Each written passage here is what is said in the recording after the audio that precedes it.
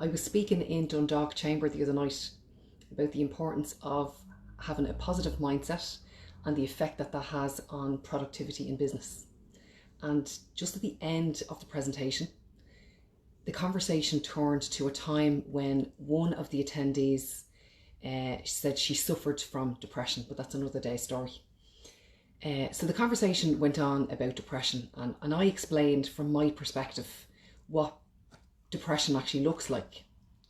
So how I describe it is that the little girl or boy version of who you are, little teeny tiny version of you, is standing in your gut, on your gut instinct. And if you imagine, like in my mind, the little girl version of me that I see is outside my auntie's house. I have a sky blue dress on, trimmed in navy. I've bleached blonde hair, naturally that time, and two little pigtails sitting on my dad's lap in a picture. I'm very small. I'm no more than 3. So if you imagine in your gut instinct, there is a seesaw and it's completely level and it stays like this all the time when you're operating within your value system and when you're doing things that are for you, okay, that make you happy, make you fulfilled. So your seesaw is level and the little girl or boy version of who you are is standing right in the center of this seesaw in this strong position. Hands on hips, feet firmly plonked right in the center of it. No movement, level, steady. As soon as you start operating outside of your value system, doing things that are no longer good for you, even if you're observing things that are no longer good for you, if you're tolerating a behavior from somebody that you know doesn't have your best interest at heart, even if you're related to them or even if you've married them, what happens is, because the child version of you knows what's best for you. It's when we become adults that we forget what's best for us. So the child version of you tries to get your attention and it starts to do this kind of movement and tries to rock your seesaw in the inside of your tummy.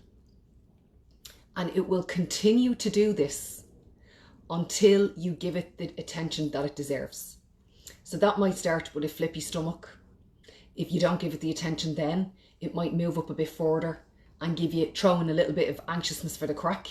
It might give you a lump in your throat all the time. You might end up with migraines.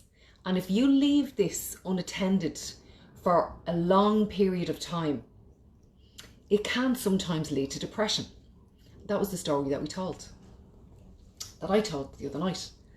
And I told the exact same story to a female client of mine during the week. And it was just phenomenal.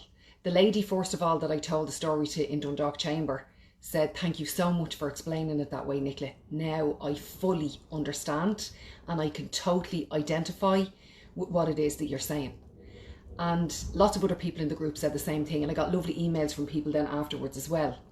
So we're all more similar than different. But let me get back to my client during the week. This is the purpose of this story. I told that exact same story to her.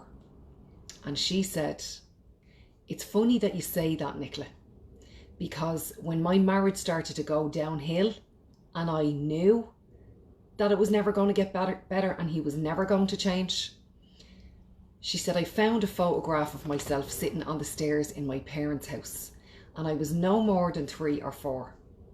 And I said to myself, if my mother and father loved me into existence and they adored me at that age and still do, and raised me and invested in me and cared for me, they didn't love me into existence to tolerate this bullshit. So I'm out of here." And she packed her bag. I'm getting shivers in my legs even thinking of it. She packed her bag. She took her child with her and off she went. And she divorced him. And that's the end of that story. So I want to ask you a question. Can you identify with the story that I just told you of what I visualise how depression and anxiousness starts, and the little child version of you standing on the seesaw, and when it It's when it's safe that it's standing strong in the centre, or when you're operating outside your value system or tolerating bullshit from other people, that it starts to rock left to right. Okay? You'll see that I'm in my pride gear today. Full of pride 365. So have an absolutely fantastic weekend, and I'll catch you all on the page later. Take it easy. Slán.